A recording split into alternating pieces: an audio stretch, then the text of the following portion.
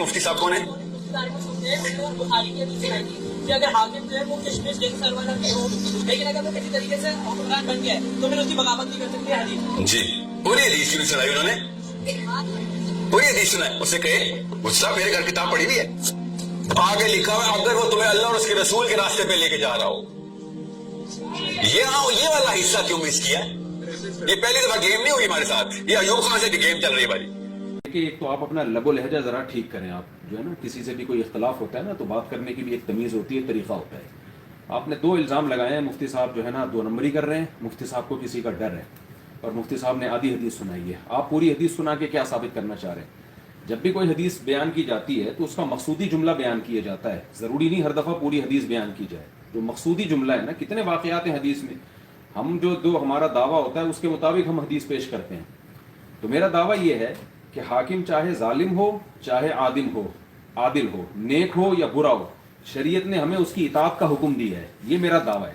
خلاف شریعت باتوں میں اطاعت کی بات نہیں کر رہا میں، جائز باتوں میں ہمیں اس کی اطاعت کرنی ہے، چاہے حاکم عادل ہو چاہے حاکم ظالم ہو.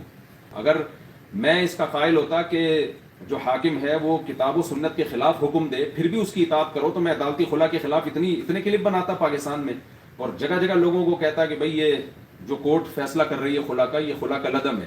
تو آپ کیا ثابت کرنا چاہتے ہیں اس حدیث سے کہ پوری حدیث مفتی صاحب نے نہیں سنائی، آدھی سنائی ہے؟ آپ کا دعویٰ اگر یہ ہے کہ جی حاکم ظالم ہو یا عادل ہو ہم نے اس کی اطاعت نہیں کرنی ہے تو آپ ذرا کھل کے بولیں نا. ڈرتے تو آپ ہیں. آپ بولیں پاکستان میں بغاوت کرو، امریکہ میں بغاوت کرو، کینیڈا میں بغاوت کرو، ساری دنیا میں بغاوت کرو. یہ جملہ بولیں نا. آپ منہ سے بولتے کیوں نہیں ہیں؟ تو آپ کے اندر کیا چھپا ہوا ہے؟ آپ کی تمام تقریروں کا حاصل جو ہے نا اب تک جو میں نے نکالا ہے وہ یہ ہے: بیوی کو شوہر کے خلاف ورغلانا، بچوں کو ماں باپ کے خلاف ورغلانا. آپ نے کلپ میں کہا کہ جو ہے وہ ہر ماں کے قدموں کے نیچے جنت نہیں ہے. کیوں نہیں ہے ہر ماں کے قدموں کے نیچے جنت بھائی؟ قرآن تو کہہ رہا ہے تمہارے ماں باپ کافر ہوں، تمہیں کفر پہ مجبور کرتے ہوں، صاحبہما فی الدنیا معروفا، پھر بھی تم نے دنیا میں ان کے مطلب یہی ہے کہ قدموں میں جنت ہی تلاش کرنی ہے، تم نے ان کی اطاعت کرنی ہے، فرمانبرداری کرنی ہے.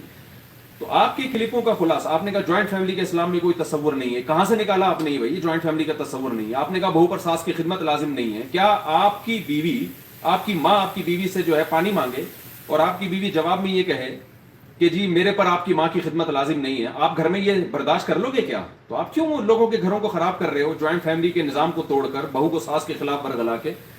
اور آپ نے کہا ٹیچروں کے احترام میں نہیں کھڑا ہوا جائے گا.